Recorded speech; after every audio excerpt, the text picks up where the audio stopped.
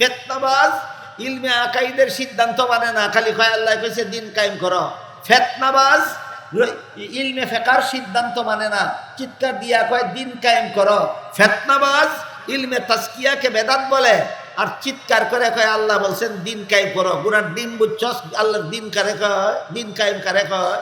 সূরা শুরার 13 নম্বর আয়াতে আল্লাহ বলেছেন আকিমুদ্দিন ওয়ালা তাতাফাররাকু ফিহি, দিন কায়েম করো, দলাদলি করো না।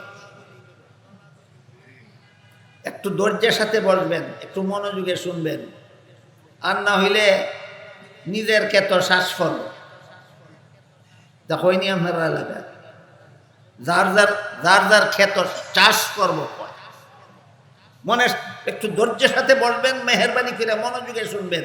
সূরা শুরার 13 নম্বর আয়াতে যে আল্লাহ বলেছেন আকিমুদ্দিন, দিন কায়েম করো, ওয়ালা তাতাফাররাকু, দলাদলি করিও না। দিন কায়েম করো, দলাদলি করিও না, মানে ঐক্যবদ্ধভাবে দিন কায়েম। মুমিন মুসলমানেরা তোমরা ঐক্যবদ্ধভাবে আল্লাহর দিন কায়েম করো। গুড়ার ডিম দিন ওই বুঝে না, কায়েমের লাগি জান দাঁড়ায়।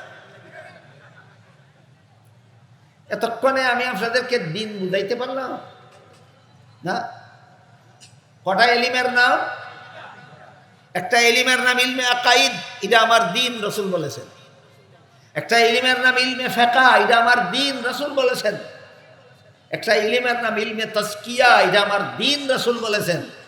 আজকের থেকে আমরা কোনো মুসলমান জীবনে কোনোদিন যেন ভুলে না যাই, 3 প্রকার এলিমকে রাসূল আমার দিন বলেছেন। কোরআনের যত আয়াতে দিন শব্দ আল্লাহ ব্যবহার করেছেন সবগুলি এই 3 প্রকারের কোনো না কোনো এক প্রকার। ভুলে যাবেন 3টা এলিমের নাম যে আমাদের দিন।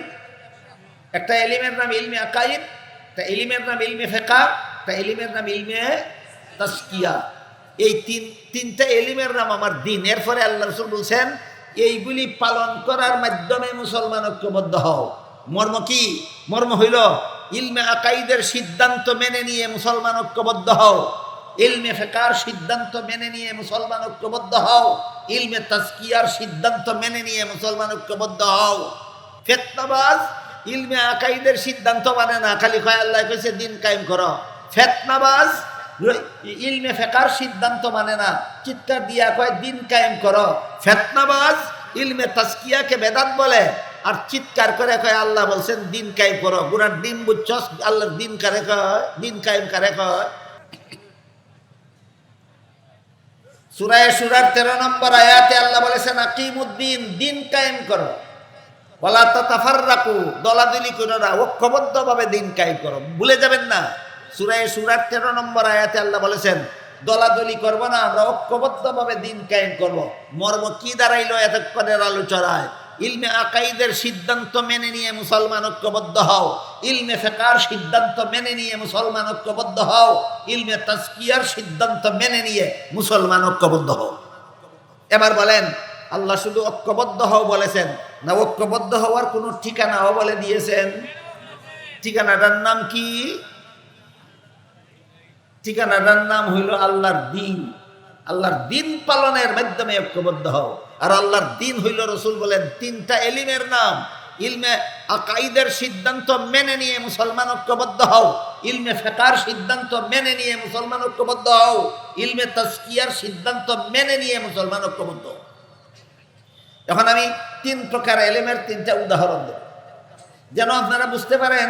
আপনারা দিন কায়েমের স্লোগান দেন 3 এলিমের সিদ্ধান্ত মেনে না না মেনে, মেনে না না মেনে উদাহরণ দিলে পরে বুঝবেন। আমি উদাহরণ দিচ্ছি, ভালো রকম বুঝুন, জব করে দিবেন। ইলমে আকাইদের যত সিদ্ধান্ত আছে এর মধ্যে একটা সিদ্ধান্ত হলো সমস্ত নবী বেগুনা। সমস্ত নবী বেগুনা। এমরবে আল্লাহ কোরআনে বলেন লা ইয়ানালু আহদিজ জালিমিন, গুনাহগারদেরকে নবী বানাই না। যাদেরকে নবী বানাই এরা জীবনে কোনোদিন গুনাহ করে। কোন নবীর ব্যতিক্রম কথা বলেছেন না সার্বজনীন বিধান? আল্লাহ সমস্ত নবীর বেলায় সার্বজনীন মূলনীতি বর্ণনা করে বলেন লা ইয়ানালু আহদিজ জালিমিন, গুনাহগারদেরকে নবী বানাই না, আর যাদেরকে নবী বানাই এরা জীবনে কোনোদিন গুনাহ করে না। আর আপনি বলেন আদম জান্নাতে নিষিদ্ধ গাছের ফল খাইয়া আল্লাহর বিধান লঙ্ঘন কইরা গুনাহগার হইছে। ইলমে আকাইদের সিদ্ধান্ত মেনে নিলেন না লঙ্ঘন করলেন? আপনার মুখে দিন কায়েমের স্লোগান দিন নিয়ে মস্তানি ছাড়া আর কিছু নয়। আমার কথা বুঝেন আপনারা? তাহলে আদম কি জান্নাতে নিষিদ্ধ গাছের ফল খাইছিলেন না? খাওয়ার দ্বারা কি আল্লাহর নিষেধ পালন হইল না লঙ্ঘন হইল? লঙ্ঘন হইল। আল্লাহর আদেশ নিষেধ লঙ্ঘন করলেই তো গুনাহ হয়। আদম বেগুনাহ রইল কই? এগুলি চাপাবাজি, এগুলি আহলে সুন্নাত ওয়াল জামাতের সিদ্ধান্ত নয়, ইলমে আকাইদের সিদ্ধান্ত নয়, চাপাবাজি। দলিল এক জিনিস আর চাপাবাজি আরেক জিনিস। দলিল এক জিনিস আর চাপাবাজি আরেক জিনিস। আপনারা চাপাবাজি শিক্ষা দেওয়ার জন্য আসেনি, আমি একটু দলিল কই শুনে। মানুষের কোনো কাজের দ্বারা সওয়াব হয়, কোনো কাজের দ্বারা গুনাহ হয় দুনিয়ার জীবনে। জান্নাতি জীবনের কোনো কাজে সওয়াব নাই, গুনাহ হয়। জান্নাতি জীবনের কোনো কাজে সওয়াব নাই। কথাটা বোঝার জন্য একটা উদাহরণ দিই। বলুন তো, দুনিয়াতে যদি একটা পুরুষ 4টা বউ রাখে, হারাম হবে না হালাল? হালাল। 72টা বউ যদি রাখে হারাম। 4-এর বেশি বউ রাখলে হারাম হইব কিনা? গুনাহ হইব কিনা?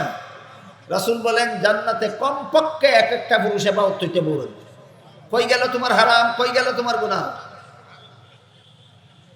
উদাহরণ বুঝে থাকলে এবার বলুন, কোন কাজে গুনাহ হয়, কোন কাজে সওয়াব হয়, জান্নাতি জীবনে না দুনিয়ার জীবনে?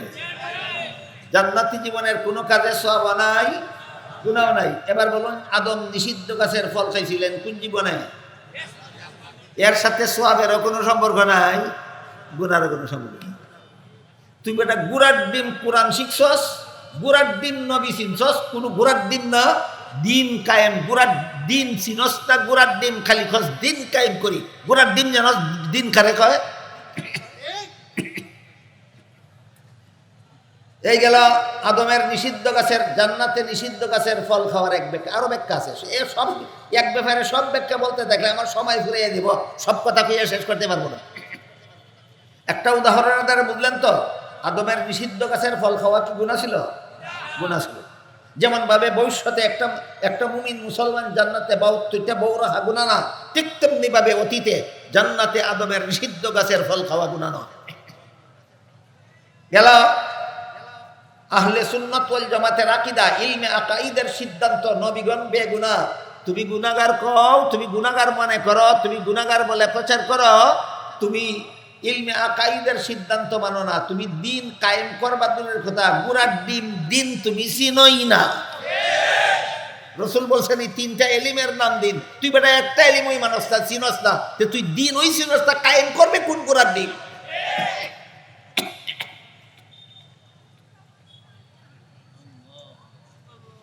ইলমে আকাইদের আরেকটা সিদ্ধান্ত আছে, সাহাবায়ে কেরামের সমালোচনা হারাম।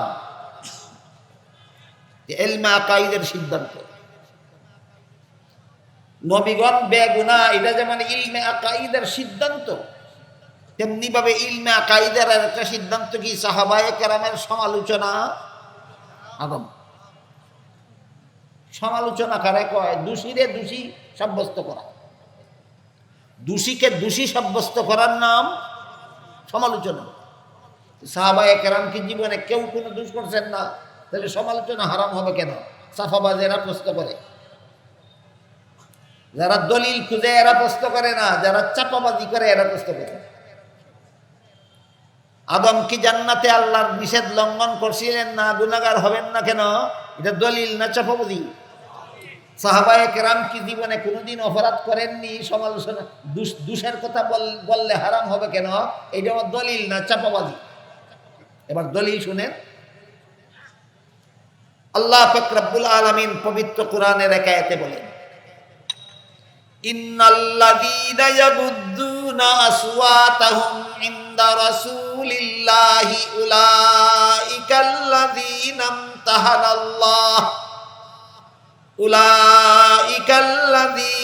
ইমতাহানাল্লাহু কুলুবাহুম লিত্তাকওয়া লাহুম মাগফিরাতুন ওয়া আজরুন আযীম। সূরা হুজুরাতের 3 নম্বর আয়াত। আল্লাহ পাক রব্বুল আলামিন বলেন, হে রাসূল করিম সাল্লাল্লাহু আলাইহি ওয়াসাল্লাম, যারা আপনার কাছে আস্তে কথা বলে। আপনারা কেউ বলতে পারেন নবীর কাছে গেলে আস্তে কথা বলতো কারা? আবু জাহাল নবীর কাছে গিয়েছে কিন্তু আস্তে কথা বলেনি। আবু লাহাব নবীর কাছে গিয়েছে, আস্তে কথা বলেনি। বেঈমান কাফিরেরা নবীর কাছে গিয়েছে, আস্তে কথা বলেনি।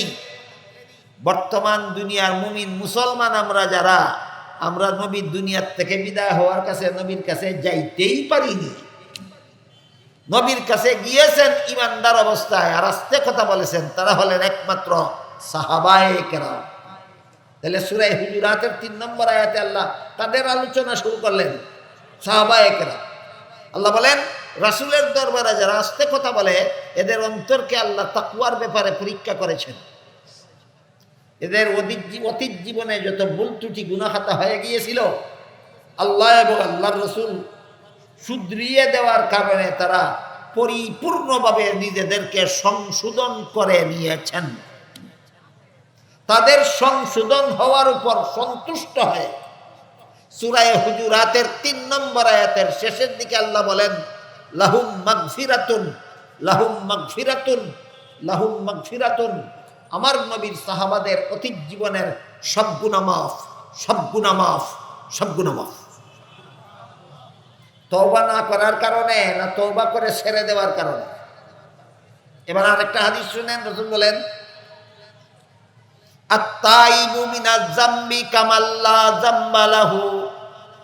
কোন লোক, কোন মুমিন মুসলমান অতীত জীবনের গুনাহ যদি যথারীতি তওবা করে ছেড়ে দেয়, আল্লাহ তার সব গুনাহ মাফ করে দিয়ে আবার বেগুনাহ বানাইয়া দেয়। তাহলে সাহাবাগণ গুনার উপর অটল থেকে কবরে গেছেন না সব গুনাহ মাফ করার দ্বারা বেগুনাহ হয়ে কবরে গেছেন? এবার বলেন বেগুনার সমালোচনা হালাল হওয়া উচিত না হারাম?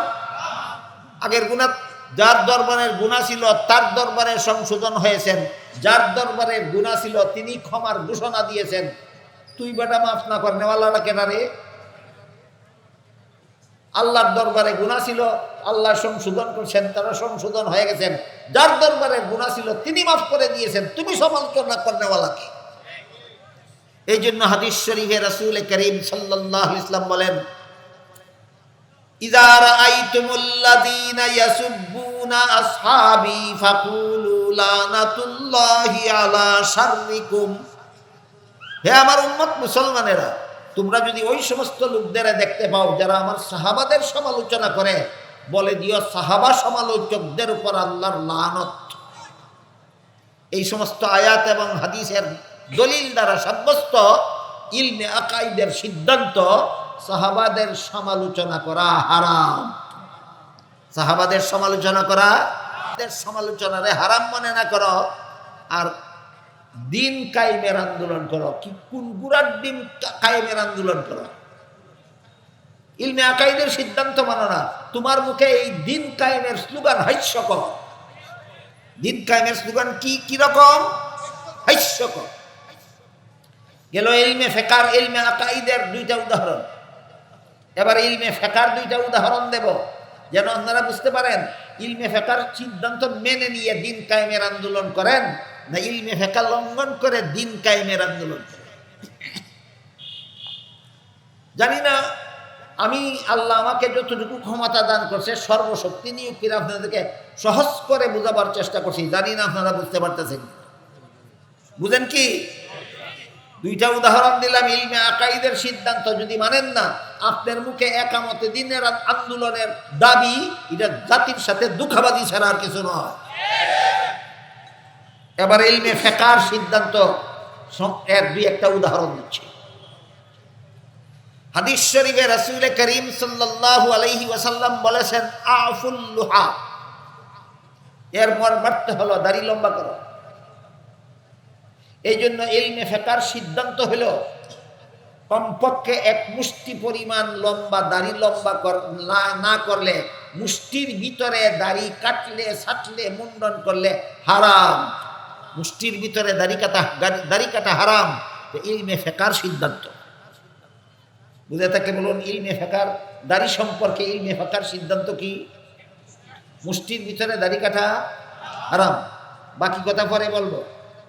এখানে আমার একটা কথা আছে ব্যক্তিগত, এটা আয়াতের তাফসীরও না, হাদিসের ব্যাখ্যাও না, আমার ব্যক্তিগত কথা। আপনারা পছন্দ হইলে গ্রহণ করবেন, আর পছন্দ না হইলে বাড়ি যাওয়ার সময় আমার পকেটও দিয়া দিবেন।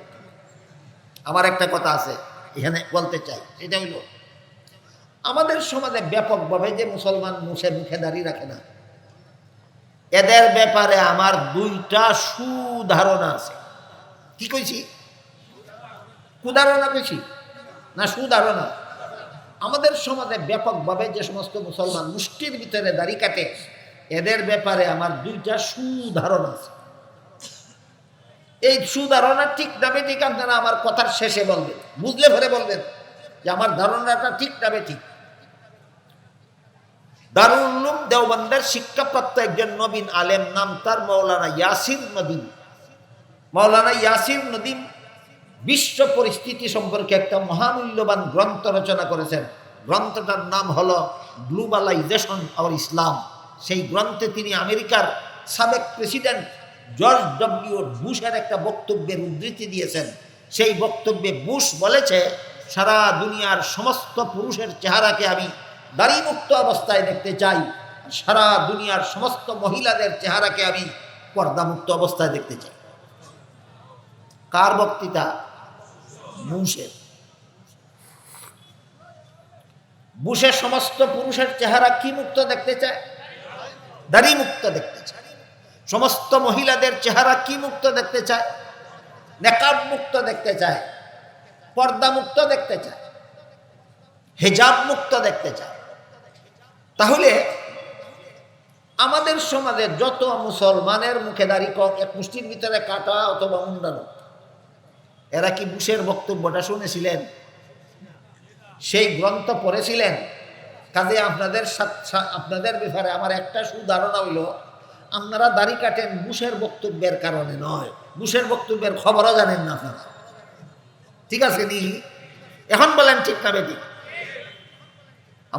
আপনাদের সম্পর্কে আমার ধারণাটা ঠিক আছে? বুশের বক্তব্য শুনে দাড়ি মুন্ডাইছেন না? আপনারা কেন দাড়ি মুন্ডালেন এই ব্যাপারে আমার ধারণা হলো, আপনারা বুশের বক্তৃতার কারণে দাড়ি মুন্ডাইছেন না, আপনারা দাড়ি মুন্ডাইছেন পরিবেশগত কারণে। বুশের বক্তৃতার কারণে না পরিবেশগত কারণে? পরিবেশগত কারণে ব্যাখ্যা, যে স্কুলে ভর্তি গেছে যে দেখে অন্য ছাত্ররা দাঁড়িয়ে রাখে না, সেও দাঁড়িয়ে রাখে না। যে বাজারে দোকানদারি করতে গেছে যে দেখে অন্য দোকানদারে দাঁড়িয়ে রাখে না, সেও দাঁড়িয়ে রাখে না। যে অফিসে চাকরি করতে গেছে যে দেখে অন্য অফিসারে দাঁড়িয়ে রাখে না, সেও রাখে না। এটা দাঁড়িয়ে রাখে না বুশের বক্তৃতার কারণে না পরিবেশগত কারণে? আপনাদের সম্পর্কে এইটা হলো আমার একটা সুধারণা। আপনারা যারা দাঁড়িয়ে রাখেন না, বুশের বক্তৃতার কারণে নয়, পরিবেশগত কারণ। এবার বলেন আমার ধারণা ঠিক আছে কি? আপনাদের ব্যাপারে আমার আর একটা সুধারণা আছে, সেটা হলো আমার নবী বলেছেন দাড়ি লম্বা করো, বুশে বলেছে ফেলে দাও। এর মানে হলো আমার নবী আমাকে লম্বা দাড়ি দেখতে পছন্দ করেন, বুশে আমার দাড়ি মুক্ত দেখতে পছন্দ করে। কাজেই পরকালে যদি আল্লাহর দরবারে নবীর শাফাআত পাইতে হয়, তাহলে বুশের পছন্দ মতো চেহারাটাকে সাজালে হবে না, আমার নবীর পছন্দ মতো চেহারাটাকে সাজাতে হবে। এই কথা যে দিন আপনারা বুঝবেন, সেই দিন আপনাদেরকে ওয়াজ নসিহত লাগবে না, নবীর শাফাআতের আশায় এই দাড়ি লম্বা করবেন, আমার ধারণা। এটা হইল আপনাদের ব্যাপারে আমার 2 নম্বরের সুধারণা না কুধারণা? বলেন এখানে যত দাড়ি মুন্ডান দাড়ি কাটা মুসলমান ভাইয়েরা বসা আছেন, আপনাদের ব্যাপারে আমার 2টা কুধারণা আছে বলেছি না সুধারণা? একটা সুধারণা হইল আপনারা বুশের বক্তৃতার কারণে দাড়ি কাটেন না, আপনারা দাড়ি কাটেন পরিবেশগত কারণে। আরেকটা সুধারণা হলো, যেদিন আপনি বুঝবেন যে আমার দাড়ি কাটা চেহারা বুশে পছন্দ করে আর আমার লম্বা দাড়ির চেহারা আমার নবী পছন্দ করেন, কাজী হাসরের মাঠে নবীর শাফাআত যদি পাইতে হয়, বুশের পছন্দ মতো চেহারা নয়, নবীর পছন্দ মতো চেহারা নিয়ে দাঁড়াতে হবে। এই কথা যেদিন বুঝবেন, এদিন আপনাকে ওয়াজ করতে হবে না, নবীর মহব্বতেই দাড়ি লম্বা করবেন। কিন্তু যে কারণেই দাড়ি কেটে থাকে, দাড়ি কাটা হারাম, এটা তো ইলমে ফিকহের সিদ্ধান্ত। আপনি যদি বলেন আমি দিন কায়েমের আন্দোলন করি, আমাদের চেহারার দিন গেল কোথায়? আমি বুঝাইতে পারলাম? আমাদের চেহারায় দিন কায়েম করতে পারেন না, যেখানে দিন কায়েম করলে বুশের বাফেও বাধা দিতে পারবে না। আর সারা দেশে আপনি দিন কায়েম করবেন, নামটা লইলেই যেখানে সারা দুনিয়ার সমস্ত বেঈমানেরা একসাথে আফগানিস্তানের মতো হামলা করবে, একসাথে কাশ্মীরের মতো হামলা করবে, একসাথে ইরাকের মতো হামলা করবে, একসাথে ফিলিস্তিনের মতো হামলা করবে, ওইখানে গিয়ে তোমার মতো বাহাদুর দিন কায়েম করবা, যে চেহারার মধ্যে দিন কায়েম করলে কোনো দুশ্মন হামলা করতে আসবে না, এখানেই তুমি দিন কায়েম করতে ব্যর্থ।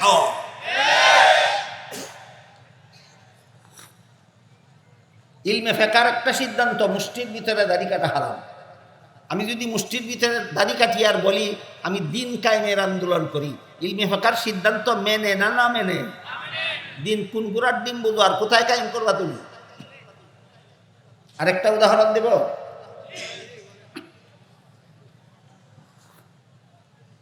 ইলমে ফেকার আর একটা সিদ্ধান্ত হলো গায়ের পোশাক, যে সমস্ত পোশাক পরলে নিচের দিকে ঝুলে থাকে, যে সমস্ত পোশাক পরলে নিচের দিকে, যেমন মোজা, একজনে না বলছে, আপনারা কি কেউ মোজা পরেন না? মোজা পরলে নিচের দিকে ঝুলে থাকে না? তাহলে মোজার কথা না। যেসব পোশাক পরলে নিচের দিকে ঝুলে থাকে এইগুলি গিরা পর্যন্ত ঝুলাইয়া পরা হারাম, ইলমে ফিকহের সিদ্ধান্ত। পায়ের গিরা পর্যন্ত ঝুলন্ত পোশাক পরা হারাম, ইলমে ফিকহের সিদ্ধান্ত। কারণ আপনার লুঙ্গি যদি পায়ের গিরা পর্যন্ত ঝুলন্ত থাকে, আপনার পাজামা যদি পায়ের গিরা পর্যন্ত ঝুলন্ত থাকে, আপনার প্যান্ট যদি পায়ের গিরা পর্যন্ত ঝুলন্ত থাকে, আপনার লম্বা জুব্বা যদি পায়ের গিরা পর্যন্ত ঝুলন্ত থাকে, আপনি ইলমে ফিকহের সিদ্ধান্ত মানলেন না লঙ্ঘন করলেন? দিন কায়েম শব্দ আপনার মুখে শোভা পায় না, দিন দিল্লির লাড্ডু না কিন্না গিল্লা লাইলেই হয়।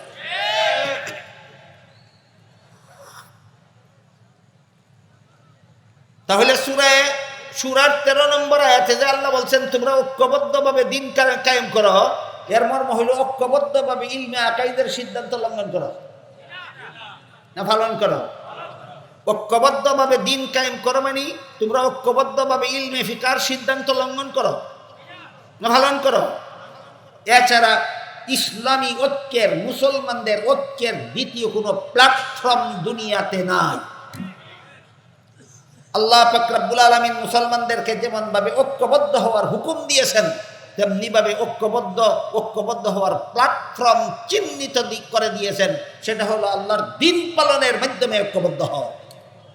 আর হাদিস শরীফে রাসূল পরিষ্কার করে দিয়েছেন তিনটা এলিমের নাম দিন। একটা ইলমে আকাইদ, এটার সিদ্ধান্ত মেনে নিয়ে মুসলমান ঐক্যবদ্ধ হও, আর একটা হইল ইলমে ফিকহ, এর সিদ্ধান্ত মেনে নিয়ে মুসলমান ঐক্যবদ্ধ হও, আর একটা ইলমের নাম ইলমে তাজকিয়া, ইলমে তাজকিয়ার সিদ্ধান্ত মেনে নিয়ে মুসলমান ঐক্যবদ্ধ হও। এবার ইলমে তাজকিয়ার একটা সিদ্ধান্তের উদাহরণ দেব, কিছুটা কঠিন তো হইবই। যে আলোচনা ব্যাপকভাবে সমাজে হয় না, যেসব আলোচনা সঠিকভাবে বলতে না পারলে, সামান্য ব্যতিক্রম হইলে মুসলমানের ইমান নিয়ে টান পড়বে, এই ভয়ে আলেমগণ সচরাচর যেসব আলেম করেন না, এমন কঠিন আলোচনা কিছুটা তো কঠিন হইব। এই জন্য আমি চেষ্টা করতেছি সাধ্য মতো, আল্লাহ আমাকে যত ক্ষমতা দিয়েছে সর্ব ক্ষমতা নিয়ে পুরা সহজ করে বোঝাবার জন্য, আর আপনারা সাধ্য মতো মনোযোগ সহকারে শুনবেন।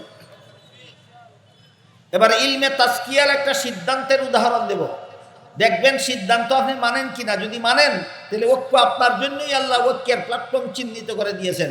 আর যদি দেখা যায় ইলমে তাজকিয়ার সিদ্ধান্ত আপনি মানেন না, আপনার মুখে একামতে দিনের স্লোগান শোভা পায় না, প্রতারণা ছাড়া আর কিছু নয়।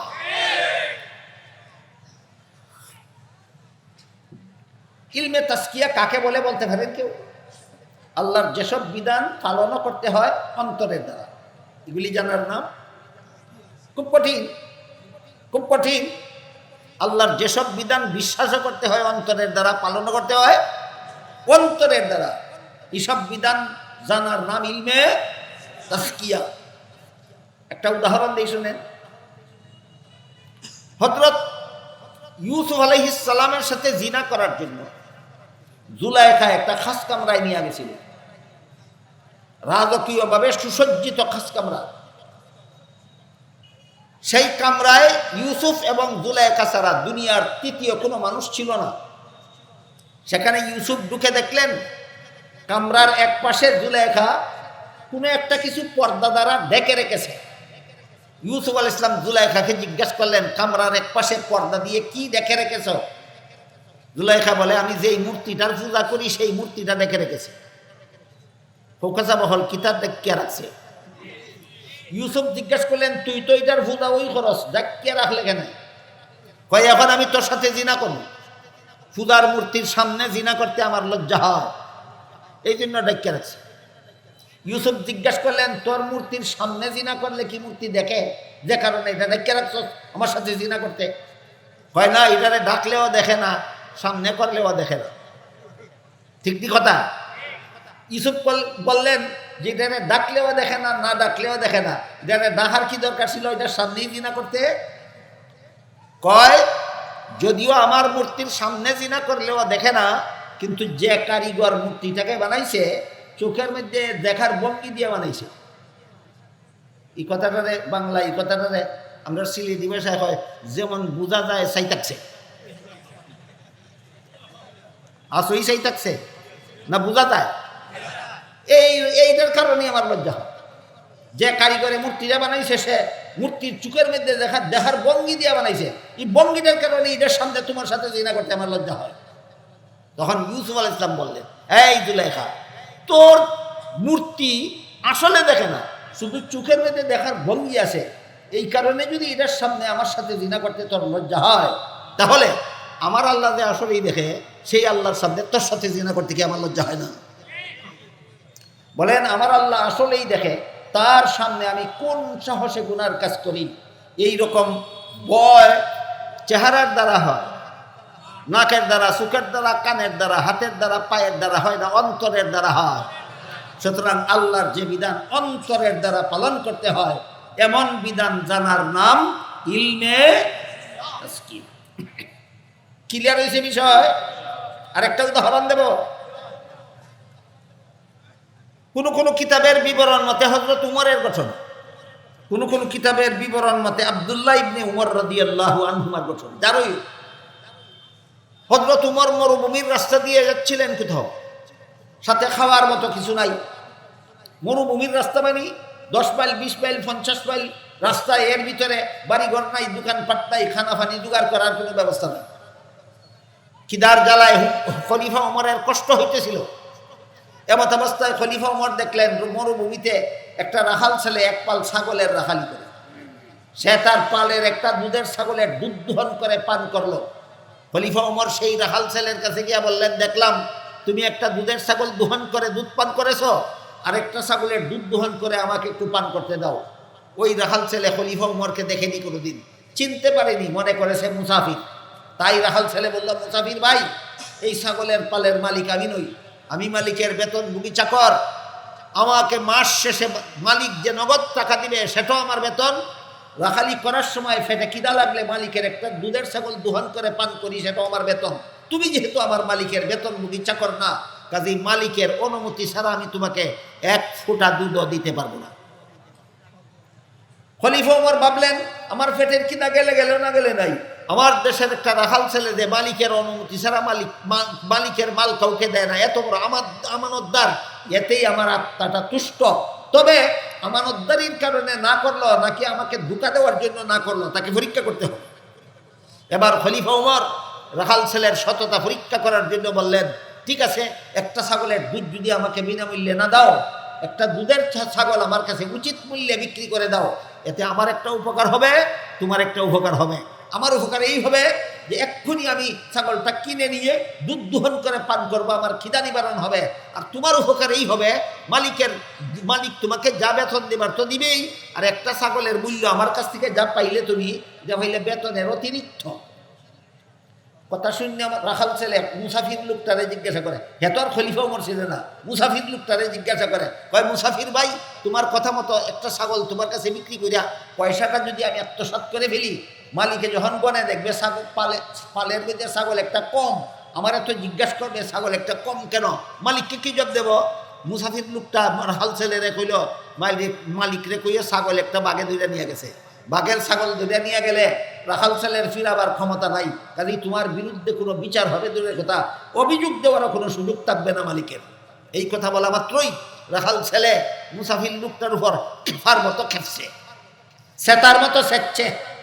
এই বেটা মুসাফির দ্বারা আমার একটা কথা শুনে যা, আমি আমার মালিকের বিশ্বস্ত চাকর, আমি যদি একটা ছাগল তোর কাছে বিক্রি করে পয়সাটা আত্মসাৎ করে ফেলি, মালিকের জীবনে কোনোদিন জিজ্ঞাসা করবে না ছাগলটা কি করছ। যদি আমি বলি ছাগল বাঘে দুইটা নিয়ে গেছে, আমার বিরুদ্ধে কোনোদিন অভিযোগ দিবে না। কিন্তু আল্লাহ তো দেখতেছে ঘটনাটা। আল্লাহ যেদিন কিয়ামতের দিন আল্লাহ যখন জিজ্ঞাসা করবেন মালিকের ছাগলটা কি করছিলি, তখন কি জবাব দিব সেই কথা বল। কোনো গুনার সময় আল্লাহর কাছে কি জবাব দিব, এই অনুমতি নাকের মধ্যে জাগে। কোনো গুনার কাজের সুযোগ পাইলে শেষ বিচারের দিন আল্লাহর কাছে কি জবাব দিব, এই বই চোখের মধ্যে জাগে না কানের মধ্যে জাগে না মাথায় জাগে না পায়ে জাগে না হাতে জাগে না কপালে জাগে না অন্তরে জাগে। আল্লাহকে ভয় করো, শেষ বিচারের হিসাব নিকাশের ভয় করো, যে আল্লাহর বিধান, এই ভয় অন্তরে জাগ্রত রাখা, এটা হলো ইলমে তাজকিয়ার বিষয়। কোন ইলমের বিষয়? এই ইলমে তাজকিয়ার যত সিদ্ধান্ত আছে এর মধ্যে একটা সিদ্ধান্ত হইল মনের মধ্যে শেষ বিচারের দিন আল্লাহর কাছে কি জবাব দিব। কোনো রকমের অপকর্ম করলে, কোনো রকমের দুর্নীতি করলে, কোনো রকমের জালিয়াতি করলে, কোনো রকমের দুষ্কৃতিবাজি করলে, সুদ খাইলে, ঘুষ খাইলে, মদ খাইলে, গাঞ্জা খাইলে, কোনো রকমের অপকর্ম করলে, দুনিয়ার কোনো মানুষ যদি আমাকে ধরতে নাও পারে, তবুও শেষ বিচারের দিন আল্লাহর কাছে কি জবাব দিব, এই ভয়, পাপের সুযোগ আসলে পরে এই ভয় অন্তরে জাগ্রত হতে হবে। এটা ফরজ, যে ইলমে তাজকিয়ার সিদ্ধান্ত। হারাম কাজের সুযোগ পাইলে আল্লাহর কাছে কি জবাব দিব, এই ভয় অন্তরে জাগা ফরজ। এটা ইলমে তাজকিয়ার সিদ্ধান্ত। চুরির সুযোগ পাইলে আল্লাহর কাছে কি জবাব দিব, এই ভয় অন্তরে জাগা ফরজ। ডাকাতির সুযোগ পাইলে আল্লাহর কাছে কি জবাব দিব, এই ভয় অন্তরে জাগা ফরজ। সুদ খাওয়ার সুযোগ পাইলে আল্লাহর কাছে কি জবাব দিব, এই ভয় অন্তরে জাগা ফরজ। ঘুষ খাওয়ার সুযোগ পাইলে আল্লাহর কাছে কি জবাব দিব, এই ভয় অন্তরে জাগা ফরজ। জিনা করার সুযোগ পাইলে আল্লাহর কাছে কি জবাব দিব, এই ভয় অন্তরে জাগা ফরজ। এটা ইলমে তাজকিয়ার সিদ্ধান্ত। সুতরাং ইলমে তাজকিয়ার চর্চা করা ফরজ। ইলমে তাজকিয়ার সিদ্ধান্ত। ইলমে তাজকিয়ারে যদি বেদাত বলে, হে দিন কায়েমের নামে কি গুরার দিন কায়েম করে। এবার বলেন ইলমে তাজকিয়া বেদাত না ফরজ? ইলমে তাজকিয়া ফরজ। মনকে এইরকম প্রস্তুত করে নেওয়া যে গুনার কাজটা যে করবো আমি আল্লাহর কাছে কি জবাব দেব। ওই ইউসুফ আল ইসলামের মতো, খলিফা উমরের দেশের রাখাল ছেলের মতো গুনাটা যে করবো আল্লাহর কাছে কি জবাব দিব, এইরকম কি জবাব দিব, এই কথার ভয় মনে জাগ্রত করা ফরজ। ইলমে তাজকিয়ার সিদ্ধান্ত। সুতরাং তুমি যদি ইলমে তাজকিয়াকে বিদাত বলো, তুমি যদি ইলমুল ইহসানকে বিদাত বলো, তুমি যদি ইলমে তাসাউফকে বিদাত বলো, তুমি দিন কি গুরার দিন বুঝো আর কায়েম কি গুরার দিন করবা।